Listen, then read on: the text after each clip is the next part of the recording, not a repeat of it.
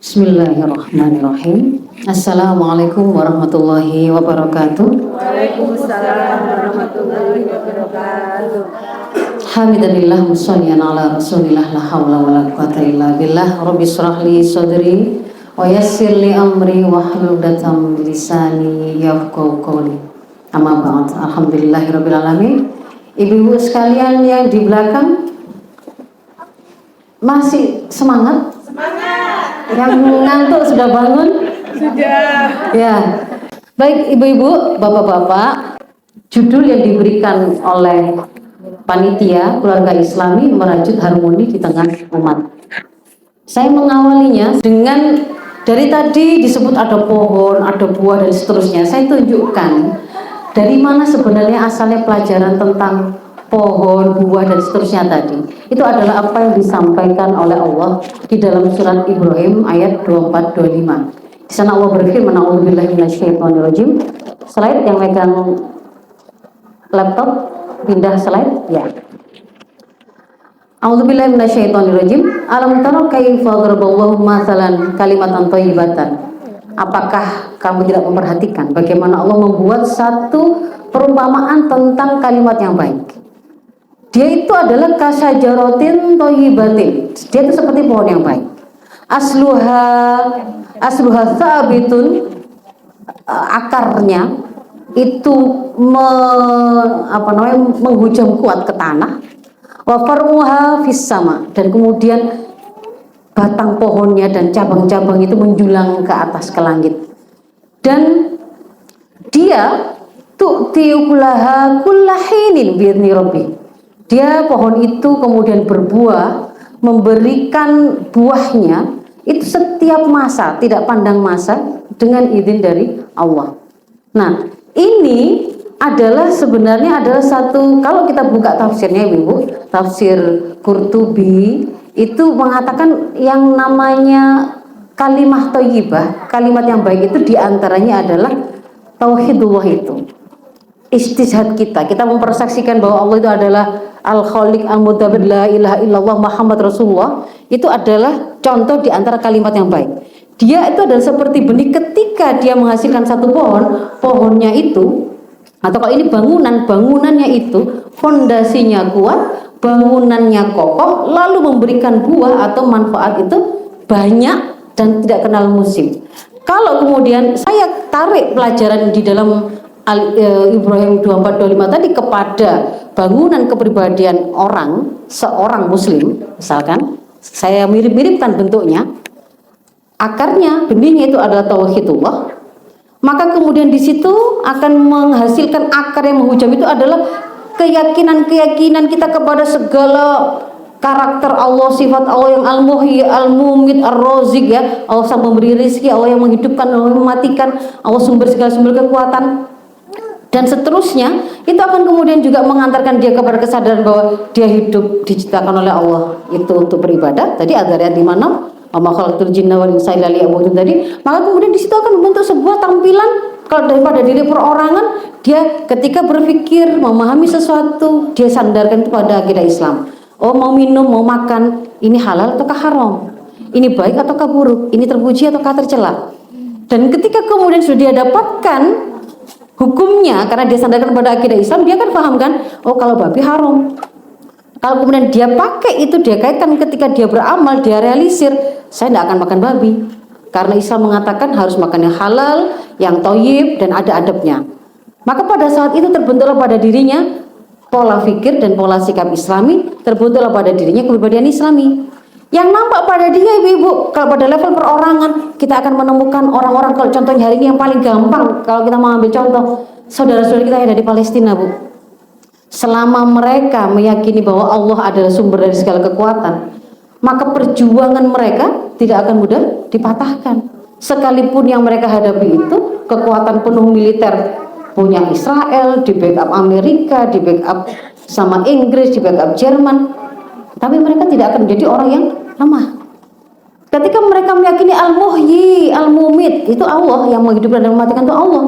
Meskipun resiko bahwa dia tetap bertahan di situ, mempertahankan Al-Aqsa, itu adalah kematian, bukan sesuatu yang menakutkan.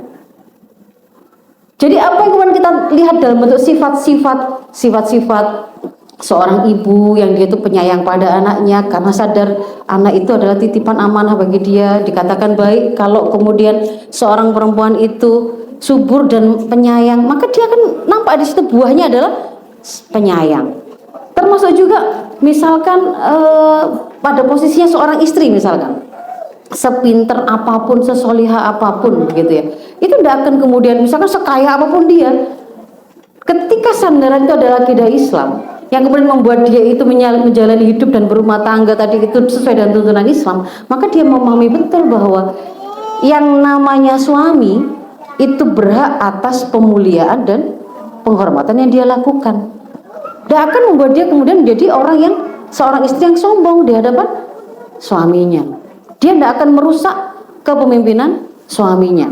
Seandainya kemudian dia mengetahui sesuatu yang lebih baik, seandainya tentang solusi persoalan, dia tidak akan menyampaikan dengan sebuah cara yang seolah merendahkan kepemimpinan suaminya. Itu contoh bentuk-bentuk buah yang akan terlihat.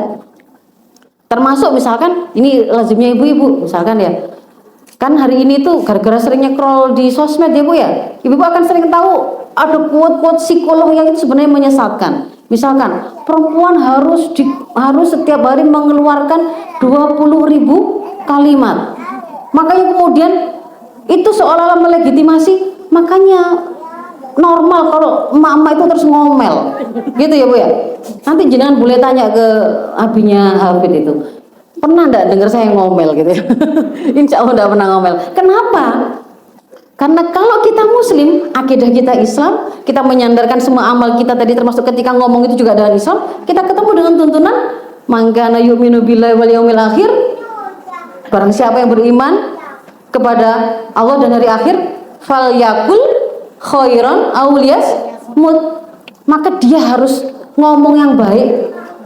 Kalau nggak bisa ngomong baik, diem. Jadi bukan 20.000 kata caci maki, umpatan, omelan, semuanya buruk gitu. Kalau jenengan mau 20.000 atau bahkan lebih 50.000 boleh. Pokoknya isinya kebaikan, murojaah, ceramah, nasihat menasehati, wirid, zikir boleh. Kan begitu. Tapi kalau nggak bisa begitu, diam lebih baik. Ya. Jadi ini untuk di level personal. Kalau kemudian kita terapkan itu yang namanya benih kalimah thayyibah, yaitu tauhidullah tadi, Islam tadi, dalam untuk membangun satu peradaban. Ada satu kitab itu mendefinisikan peradaban itu gini Bu, mabda itu adalah fikrah kuliah yang basiku anhan itu, pemikiran menyeluruh dan mendasar yang kemudian di atasnya lahir atau terpancar pemikiran-pemikiran cabang. Nidom itu adalah aturan-aturan yang mengatur semua interaksi manusia. Misalkan ketika bergaul, sistem pergaulan, ketika ngatur pendidikan, ketika ngatur politik, ketika ngatur ekonomi, itu namanya peradaban.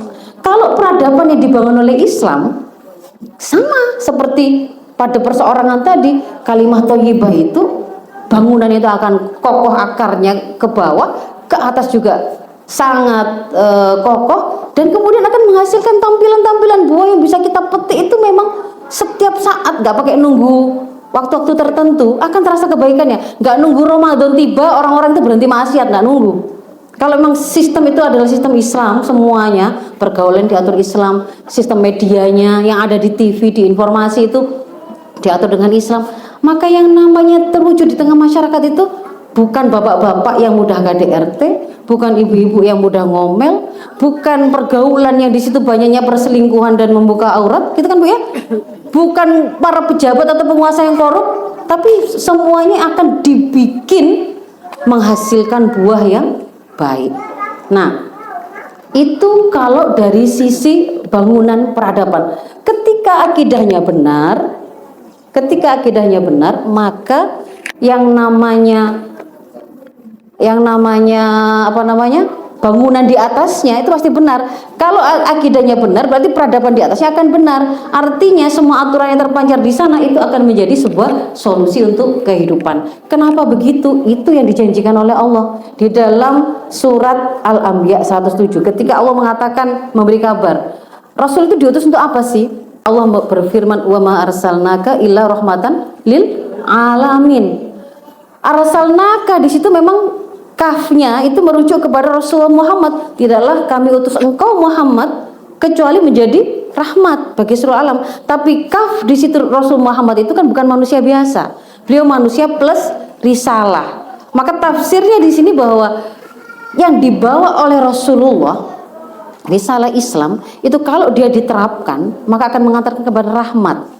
Rahmat itu ibu-ibu, kalau nanti ibu-ibu belajar bagaimana tafsirnya, itu akan menghasilkan, mendatangkan banyak kebaikan dan akan mencegah sebesar-besar kerusakan. Jadi kalau kemudian dia dipakai untuk mengatur politik, politiknya itu yang ngeramut rakyatnya, bukan politik yang korup. Kalau diatur untuk mengatur rumah tangganya sakinah mawaddah rahmah. Kalau diatur untuk menggunakan, kalau digunakan untuk mengatur bagaimana mendidik anak, akan dihasilkan anak-anak yang solih-solihah, berkualitas dan tangguh. Dan kemudian sebaliknya, kalau kita tidak pakai syariat ini, ibu, ancamannya sering mungkin ibu dengar ya di dalam surat Thaha, wa man a'rada an dzikri fa innalahu ma'isyatan dhanka. Dan nanti kepada siapa yang dia berpaling dari peringatanku di sini bukan semata-mata zikir, tetapi maksudnya tidak mau mentaati dan menerapkan syariahku, maka baginya akan terasa kehidupan yang sempit. Kita sudah merasakan hari ini ibu penghidupan yang sempit itu. Gimana kok orang mudah sekali ya Bu ya membunuh orang lain, dimasukkan ke koper, dibuang di rawa-rawa. Anak kecil mudah sekali kemudian dipukuli, sesamanya mudah sekali membuli, dan seterusnya. Itu kan sempit, kerusakan. Bahkan nanti di akhirat, wa nahsyuru yaumal qiyamati a'ma, ada ancaman sampai implikasi ke akhirat. Kalau kemudian kita tidak menggunakan syariah, kita akan dikumpulkan oleh Allah dalam keadaan buta, sekalipun di dunia kita sudah sebelumnya itu melihat begitu. Dan slide berikutnya, kalau kemudian seperti itu Bu ya, kita sudah paham bahwa oh berarti memang kita nggak ada pilihan lain, memang harus ambil Islam itu, karena itulah sumber kebaikan, karena itulah benih dari sebuah bangunan kebaikan apapun yang sifatnya kokoh dan akan menghasilkan kebaikan lebih banyak untuk skala yang lebih luas dan masa kapanpun. Nah, kalau kemudian kita aplikasikan mengambil Islam agar terwujud dalam keluarga kita, bagaimana caranya? Maka kita bisa memahami bahwa bagaimana keluarga kita itu akan dibangun, itu tidak bisa dilepaskan dari kesadaran atau visi hidup yang kita miliki. Tadi kita sudah ketemu visi hidup kita itu, kita dihidupkan itu untuk apa sih? Wa ma khalaqtul jinna wal insa illa liya'budun, untuk mengabdi kepada Allah. Beribadah kepada Allah artinya apa sih? Melaksanakan semua episode hidup kita ibu-ibu ya. Semua episode hidup kita, waktu tidur, waktu bangun, waktu ngajar, waktu kerja, waktu ngeramut anak, waktu jadi istri, waktu jadi guru, waktu jadi dan seterusnya, itu dalam rangka ibadah kepada Allah. Lah salah satu di antara perjalanan hidup kita itu ternyata kemudian kita menikah. Maka pernikahan tadi harus menjadi bagian dari ibadah. Karena itulah kemudian diletakkan ada penjelasan tambahan lagi yang tadi disampaikan oleh Ustadz Ali tadi di dalam surat Tahrim, bahwa visi yang diemban oleh kepala keluarga adalah dia harus berhasil membawa dirinya dan seluruh anak buah kapal nakoda yang dia pimpin untuk bisa berangkat bersama-sama menuju surga. Ku anfusakum wa ahlikum naro. Itu visi pernikahannya. Menikah bukan untuk bermusuhan. Menikah bukan untuk kemudian jadi jalan masing-masing melakukan keharuman. Menikah bukan kemudian menjadi wasilah yang malah membuat masing-masing malah masuk neraka. Karena pernikahan tadi dilakukan sebagai bagian dari perjalanan hidup, yaitu beribadah, maka visi pernikahan juga adalah beribadah. Bertemu lagi di dunia ini, mendapatkan kesakinahan sebagai buah ketika kita membangun keluarga tadi dengan akidah Islam, dengan ketakwaan. Kita akan rasakan sakinah, ketenangan, rasa cinta, rasa sayang itu tadi. Anak-anak lahirnya anak-anak yang solih-solihah, terpelihara dari melakukan keharuman perzinahan misalkan.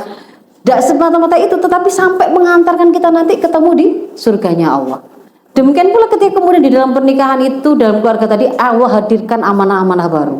Misalkan amanah mendidik anak. Maka nanti apa visi mendidik anak juga muncul dari situ, lahir di drive dari situ. bahwa anak-anak itu harus kita cetak untuk menjadi orang-orang sebagaimana profil yang diminta oleh Islam. Mereka harus menjadi khalifatullah, siap menjadi orang-orang yang bermanfaat untuk mengelola bumi. Ada yang jadi insinyur, ada yang jadi dosen, ada yang jadi tukang masak, ada yang jadi khalifah, ada yang jadi ibu rumah tangga. Semuanya menjadi orang-orang yang mengelola bumi dengan tuntunan Islam. Mereka harus menjadi khairu ummah. Khairu ummah itu kalau di dalam Ali Imran itu dikatakan, kapan kita dikatakan menjadi umat terbaik? Ketika kita ta'muruna bil ma'ruf wa tanhauna 'anil munkar wa tu'minuna billah. Kita beriman lalu kita beramar ma'ruf nahi munkar atau berdakwah karena dorongan iman tadi. Itu dikatakan kita menjadi umat terbaik yang dilahirkan untuk seluruh umat manusia. Bukan semata-mata pokoknya kalau anak saya nanti tercetak sampai jadi profesor semua baru dia akan jadi umat terbaik. Enggak, sama sekali tidak disebut begitu. Tapi kalau mereka tercetak sebagai orang yang beriman, beramal solih, di antaranya kemudian berdakwah, itu mereka akan menjadi khairu ummah. Ketika mengatakan kebenaran bagaimanapun situasinya, tetap tegak berdiri, membela keadilan meskipun situasinya itu sekorup apapun, itu khairu ummah. Begitu ya, ukhrijat linnas. Nah, jadi di situ kita punya visi sehidup sesurga kalau pernikahan itu.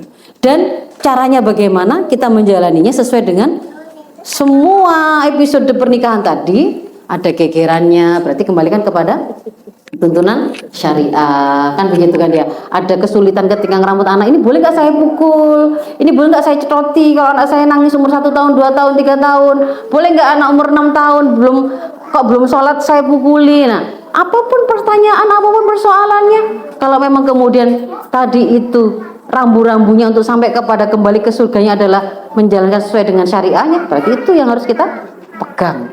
Nah, dengan cara kita kembali kepada syariah tadi ibu-ibu, maka kemudian kita akan ketemu dengan penjelasan Islam yang begitu bagus terkait dengan bagaimana mengatur keluarga itu. Di antara yang pertama adalah pandangan yang dimiliki oleh Islam terkait dengan laki-laki dan perempuan yang itu khas, sangat adil, sangat manusiawi. Tidak ada itu pandangan kayak begitu di ideologi lain atau di peradaban lain.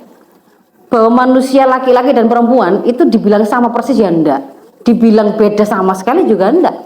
Jadi mereka ada irisan kesamaan ketika kita bicara aspek sama-sama manusianya, sama-sama makan nasinya, gitu ya, sama-sama butuh istirahatnya, sama-sama bisa sakit hatinya, sama. Karena sama dalam hal ini, maka kemudian kita menemukan taklif yang diberikan oleh Islam sama, disuruh sholat sama. Kalau ada yang meninggalkannya diadab juga sama. Diperintahkan untuk bicara yang jujur, yang benar, ketika kemudian tidak melakukannya sama adabnya, ancamannya juga sama. Tapi ketika kemudian bicara aspek feminitas dan maskulinitasnya, ada beda apa enggak, Bu? Ada beda. Bapak-bapak enggak punya rahim, enggak punya kelenjar air susu, sehingga tidak ada hukum haid untuk bapak-bapak. Tapi ada hukum haid, melahirkan, menyusui, hadonah pada ibu-ibu. Badan bapak-bapak biasanya jauh lebih kekar, karena ada fungsi qawam yang diantara makna qawam itu adalah juga diantara perlindungan.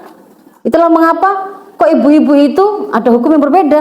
Ibu-ibu kok kalau berangkat keluar rumah harus izin apa enggak pada bapak? Kalau bapak-bapak? Enggak. Terus ibu-ibu merasa kok nyimut gitu ya? Kok enggak adil gitu ya? Justru sangat adil ibu-ibu. Ketika bapak-bapak itu diberikan sebuah amanah, kamu yang bertanggung jawab atas seluruh keamanan, penjagaan kehormatan, kemuliaan dari istri dan anak-anakmu. Masuk akal enggak kalau kemudian ibu budus keluar masuk rumah entah kemana itu tidak diketahui oleh sang pihak yang diberi amanah untuk menjaga kehormatan ibu-ibu. Kalau kemudian ibu-ibu itu wajib dijaga kehormatannya, keamanannya, makanya kemudian diberikan sebuah hukum wajib sepengetahuan dan seizin dari bapak-bapak. Kenapa? Karena biar beliau itu bisa ngukur mau kemana, Bu, mau ngaji kemana, itu loh Pak, tetangga depan. Oh ya, berarti gak perlu saya antar, boleh kan gitu kan ya. Kemana? Surabaya Barat, rumahnya Surabaya Selatan, sama siapa, naik apa, jamnya dihitung-hitung kan gitu ya. Kok bengi, pulang jam berapa, apakah perlu saya antar? Beliau akan berhitung di situ. Bisa dipahami ya Bu ya? Sehingga kemudian karena yang kita dapatkan itu pemahaman pengaturan yang diberikan oleh Islam itu sangat adil dan manusiawi, tidak ada yang namanya iri-irian itu. Karena perbedaan yang kemudian ada pada para laki-laki apakah perempuan itu sebenarnya tidak menunjukkan adanya pemuliaan atau kemuliaan pada salah satu pihak dan tidak pada yang lain. Jadi bahwa meskipun kita itu berbagi peran, itu suatu kewajaran. Ada kepala rumah tangga, ada yang dipimpin rumah tangganya. Dan itu tidak serta-merta pasti bapaknya pasti lebih mulia daripada ibu-ibu yang dipimpin, tidak. Peluang mulianya sama, tergantung pada apanya? Ketakwaannya. Jadi kalau misalkan kemudian Islam itu kemudian memberikan sebuah porsi kepada para ibu. Pertama dilahirkan, itu kan pasti kita itu pada waktu itu dilahirkan oleh orang tua kita, ibu-ibu. Pada saat itu identitas pertama yang kita punya apa? Saat lahir persis itu adalah juga bagian dari Allah menciptakan kita. Kita hamba Allah yang pertama itu. Meskipun Allah menciptakannya melalui proses kelahiran dari pertemuan bapak dan ibu kita. Tapi identitas pertama itu adalah hamba Allah. Lalu yang berikutnya kita mengambil amanah baru. Pada saat itu kita juga jadi anak, karena pada waktu itu kita memiliki orang tua sebagai jalan Allah menciptakan kita. Di situ ada kewajiban, ada hak yang melekat. Kemudian kita tumbuh menjadi besar, gitu kan Bu ya. Lalu kita ambil amanah baru, kita menikah. Namanya amanah baru, ibu-ibu berarti menambah atau membuat hilang yang lama. Nambah itu berarti yang lama itu tetap ada atau enggak? Jadi kalau misalkan sudah menikah, apakah kewajiban kita kepada orang tua untuk birrul walidain jadi hilang? Tidak, ya. Paham ya? Sama juga dengan bapak-bapak. Nah, ketika kemudian Allah menghendaki memberikan amanah anak kepada kita, kita menjadi ada tambahan amanah baru sebagai ibu, satunya sebagai ayah. Ketika kemudian jadi ibu, apakah kewajiban sebagai istri itu kemudian menjadi hilang? Tidak. Maka jangan ada ceritanya dengan alasan ngeramut anak mengabaikan hak suami. Malah ada gitu yang memang sengaja gelibet sama anaknya, ngeloni anaknya supaya nggak didatangi bapaknya. Padahal ternyata kewajiban sebagai ibu tadi nambah porsi apa yang kemudian kewajiban yang selama ini sudah kita miliki, tidak menghapuskan. Termasuk juga bahwa kita itu sebagai ibu-ibu ini perempuan hidup sendirian di tengah masyarakat atau bersama bapak-bapak? Bersama para bapak. Sehingga kalau kemudian bersama para bapak, kita itu tidak bisa dilepaskan dari posisi kita sebagai anggota masyarakat. Di tengah masyarakat itu ada kalanya mereka membutuhkan keahlian kita. Mungkin ada yang butuh dokter perempuan, ada yang butuh guru perempuan. Itu dibolehkan dalam Islam. Maka di situ pun kemudian kita akan menjalaninya, itu kuncinya nanti adalah berusaha sebisa mungkin melaksanakan itu sesuai dengan tuntunan syara. Karena kita meyakini haitsu matakunu syar'u takunul maslahah. Selama di situ ada syariah yang diterapkan, maka pasti terwujud kemaslahatan. Sehingga ketika kemudian dalam kehidupan pernikahan pakai aturan Islam, kita akan temukan kehidupan suami istri itu kehidupan yang penuh persahabatan, yang sakinah. Kalau di rumah kemudian yang terjadi itu adalah setiap bapak pulang baru nyeklek pintu atau terdengar glodak-glodaknya mau datang, itu ibu-ibu itu merasa ketakutan. Ada apa enggak? Loh, saya pernah punya teman, dia waktu itu sebagai anak, setiap kali bapaknya pulang baru buka pintu saja, gitu ya, itu sudah takut sekali masuk kamar masing-masing. Kenapa? Karena bapak itu sifatnya KDRT. Jadi ibunya juga berapa kali pasti kena jadi korban. Seandainya kemudian dia mengatur rumah tangga tadi dengan Islam, tidak akan ada yang namanya kehidupan yang bapak-bapaknya itu moro tangan. Karena yang dia pahami, dia itu wajib melakukan ma'asyirah bil ma'ruf, pergaulan yang ma'ruf terhadap para istri-istrinya. Tidak akan ada ibu-ibu yang kemudian suka buangkang dan tidak mudah bersyukur dengan pemberian suaminya. Kalaupun misalkan itu ada sesekali itu lewat lepas, karena dia itu ingat, oh iya, wajibnya bapak-bapak itu kan ngasih rezeki, ngasih nafkah itu sesuai dengan kemampuannya. Kalau ngasih pakaian itu seperti mereka memakai pakaian, bukan beliaunya pakai pakaian emas, ibu-ibu pakai pakaian gombal, kan enggak. Beliau tinggal di mana, tempat tinggalnya ya itulah, kemudian ibu-ibu ditempatkan di situ. Bukan yang diminta itu, yang diwajibkan oleh Islam itu terus rumahnya harus seluas rumahnya Atta, kamarnya seluas kamarnya Amina, gitu ya, anaknya. Lah kalau kayak gitu ibu, siapa yang sanggup jadi para suami? Kan begitu kan ya. Lah terus kalau misalkan kemudian tapi kok gak terpenuhi semuanya, ada kemudian di situ aturan-aturan main yang diberikan oleh Islam. Kalau misalkan ada yang tidak memenuhi kewajiban, tidak memenuhi hak, ada penyelesaiannya. Intinya bahkan seandainya pun berpisah pun, ketika itu karena syariah, diatur dengan syariah, tetap akan menjadi kebaikan. Ya, lah lanjut lagi, sebentar sedikit lagi ya. Sedikit lagi ya Pak ya. Nah, kemudian bahwa di dalam rumah tangga itu memang harus yang namanya suami istri itu ya harus kemudian memahami betul bagaimana kemudian mereka bisa memenuhi hak dari pasangannya, karena itu adalah kewajiban atas mereka kepada pasangannya. Slide, kenapa tidak bisa bergerak ya? Oh iya bisa ya. Nah, sehingga kemudian harus termasuk yang harus dipahami itu adalah ketika misalkan amanah, kita bicara kaitannya amanah dengan pendidikan anak ibu-ibu ya, yang sering kali kemudian kita dengar hari ini kan seolah-olah tugasnya para ibu saja.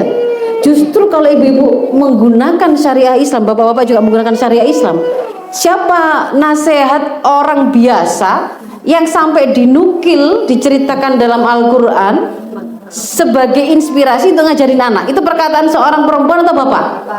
Siapa namanya? Luqman Al-Hakim. Apakah dia nabi? Bukan, dia orang solih. Kemudian ada satu tesis yang meneliti percakapan antara orang tua dan anak, yang itu terdapat di dalam Al-Quran. Ditemukan bahwa ternyata mayoritas dari 17 percakapan, 14 diantaranya itu terjadi antara bapak dengan anak. Jadi memang bapak-bapak itu punya porsi yang sangat besar dalam pendidikan, meskipun tidak bermaksud, tidak bermakna beliau selalu harus memiliki porsi waktu paling banyak bersama anak-anaknya, tidak. Tetapi bahwa gak boleh bapak-bapak itu punya pikiran, wes saya ngajari ibu etok, aku tak bagian ATM sing golekno duit tok, gak boleh. Gak boleh, kan begitu. Baik.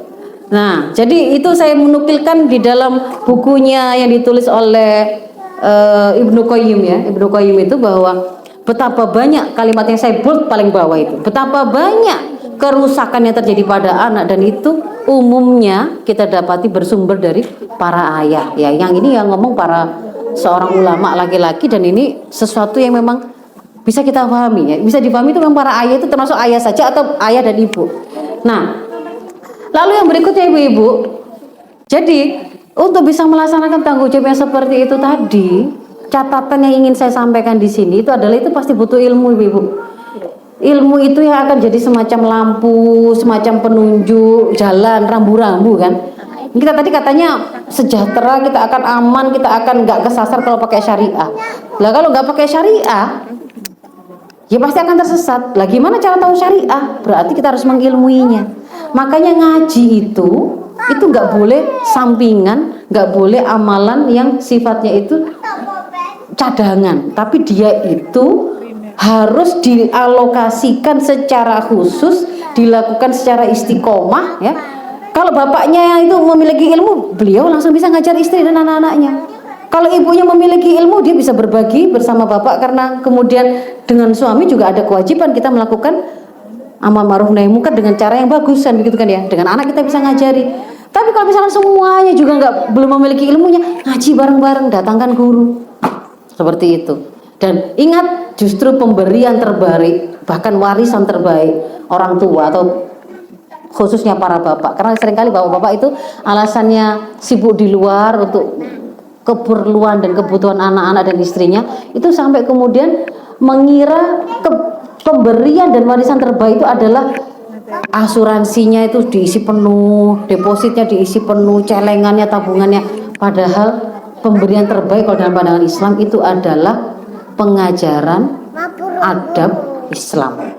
Warisan terbaik itu adalah kesolehan para orang tua. Kenapa kok begitu? Ingat, ambil kisahnya dari Umar bin Abdul Aziz, khalifah, cucunya Umar bin Khattab, dan khalifah penggantinya. Sama-sama punya 11 anak, ibu-ibu. Umar bin Abdul Aziz pada waktu meninggalkan sebuah warisan itu 9 dinar dibagi 11 anaknya.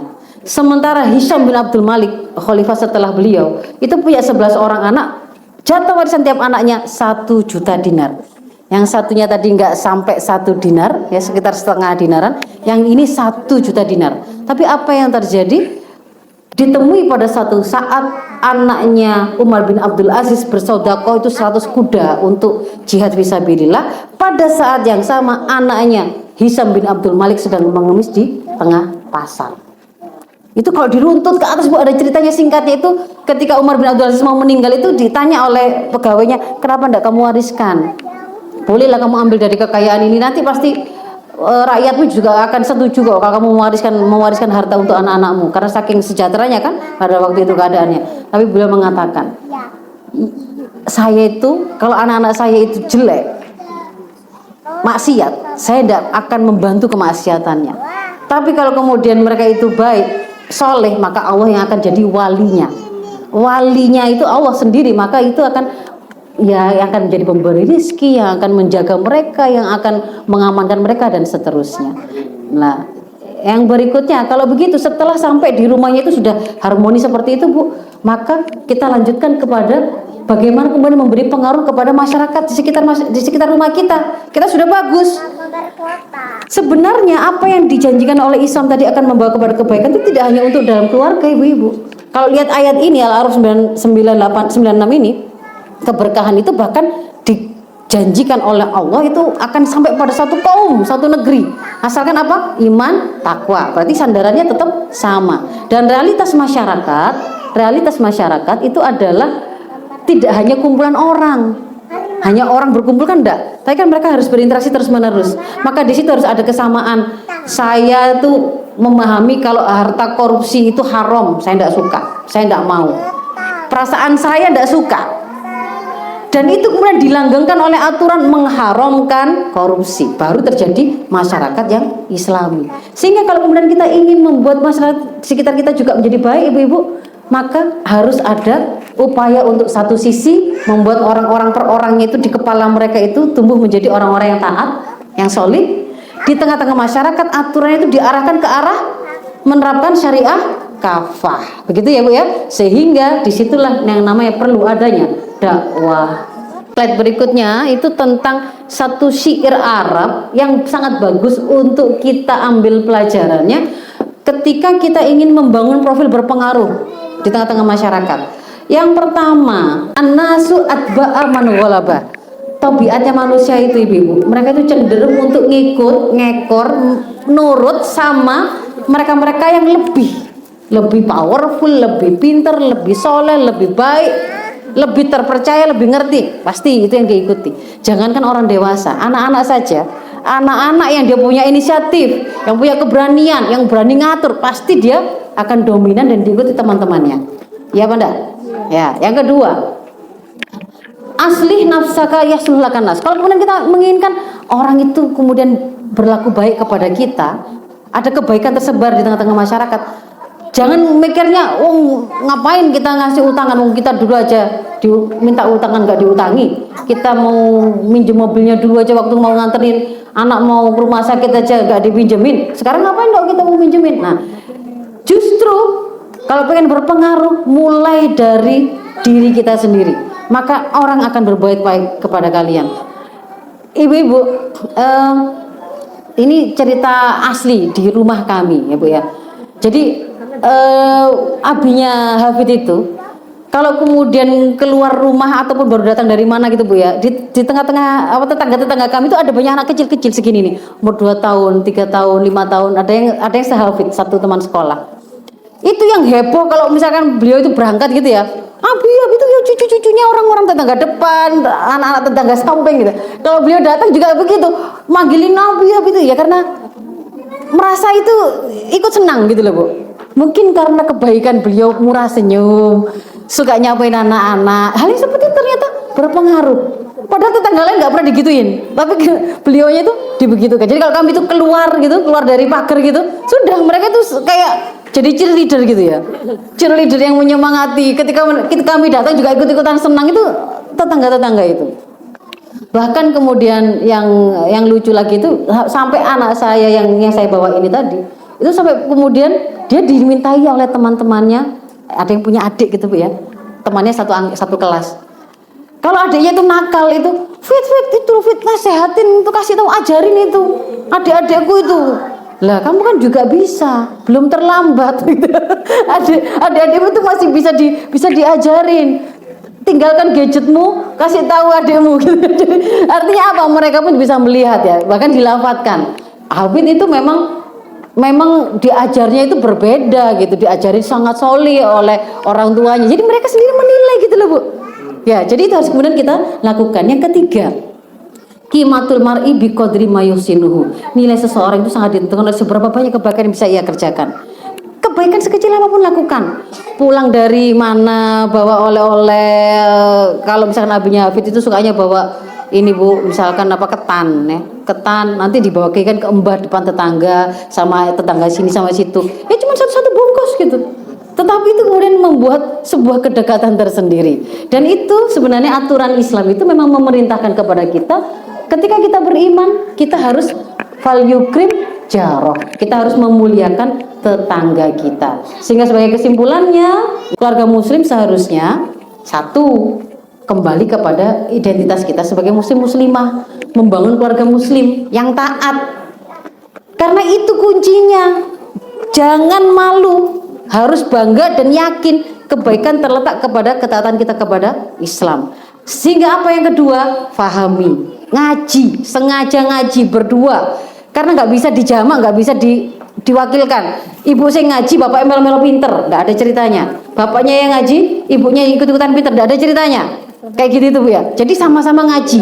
Pertanggungjawaban Ibu, meskipun suami istri Bu, nanti itu hisabnya juga sama-sama di hadapan Allah itu sendiri-sendiri. Nggak terus ya bapak itu terus rajin sholat, ibu nggak pernah sholat, terus katut nerogo surgone ke bapaknya, nggak ada. Jadi semuanya harus ngaji. Lalu yang berikutnya melaksanakan dan mendakwahkan. Kenapa? Karena dakwah tadi saya sudah sampaikan, masyarakat kita juga butuh dakwah supaya mereka juga menjadi baik, tersebar kebaikan. Saya kira itu ibu-ibu yang bisa, bapak ibu yang bisa saya sampaikan. Afu minkum, mohon maaf. Ihdinas siratal mustaqim. Assalamualaikum warahmatullahi wabarakatuh.